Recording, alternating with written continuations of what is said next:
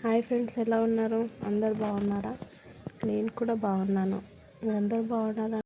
మీ అందరు బాగుండాలని కోరుకుంటున్నాను. అందరు బాగుంటేనే కదా మనం అందరం బాగుండేది. ఇప్పుడు మనము వంకాయ కూర ఎలా చేయాలో చూద్దాం. అందరూ నార్మల్గా తాళం వేసి అట్లా చేస్తారు కదా, అట్లా కాకుండా అప్పుడు పల్లెటూరులో ఎట్లా చేస్తారో మన అమ్మలు ఎట్లా చేస్తారో చూపిస్తాను ఇప్పుడు మీకు. ఉల్లిగడ్డల్ని కొంచెం పెద్దగా తీసుకోవాలి వంకాయ కొరకు. ఇప్పుడు వంకాయలు అనేది కొట్టేటప్పుడు వాటర్తో కొంచెం ఉప్పు వేసుకోవాలి. ఉప్పు వేసుకుని అందుకని ఉప్పు వేసుకొని కట్ చేసుకుని ఉప్పులో వేయాలి. ఉప్పులో వేయడం వల్ల వంకాయలు అనేది బ్లాక్ కలర్లో మారాలి. కొన్ని బ్లాక్ కలర్లో మారిపోతాయి, బయట పెట్టేస్తే కానీ మారాలి.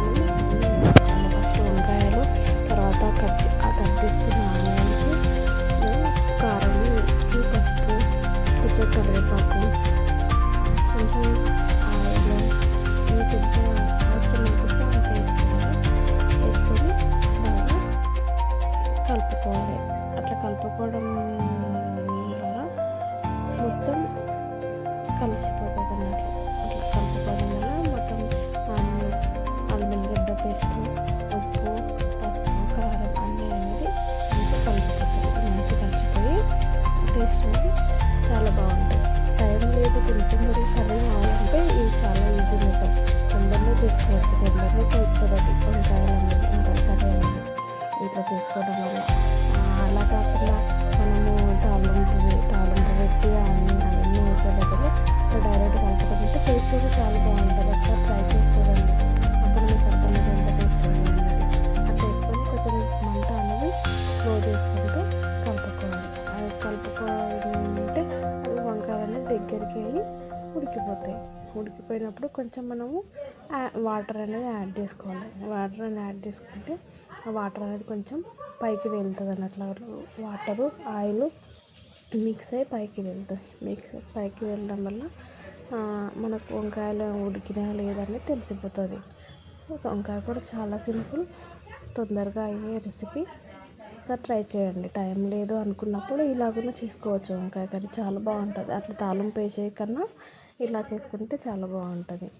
ఒకసారి ట్రై చేయండి. మన అమ్మమ్మలు ఈజీగా చేసే మెథడ్ ఇది. దేనికన్నా స్టవ్ మీద కన్నా మనం పొయ్యి మీద చేసుకుంటే ఇంకా చాలా తొందరగా ఉడుకుతుంది, చాలా బాగా టేస్ట్గా అవుతుంది. ఇప్పుడు మనము అవన్నీ ఆ వంకాయలు అనేది ఉడికినాయి అనుకున్నప్పుడు కొంచెం పల్లీల పొడి వేసుకొని కలుపుకోవాలి. ఇట్లా పల్లీల పొడి వేయడం వల్ల కర్రీ అనేది గ్రేవీ బట్ల అయిపోతుంది. వంకాయలు కలర్స్ కూడా ఉంటాయి కదా, కొంచెం గ్రీన్ కలర్ వంకాయలు, బ్లాక్ కలర్ వంకాయలు, కొంచెం పొడుగా ఉండే వంకాయలు ఉంటాయి కదా.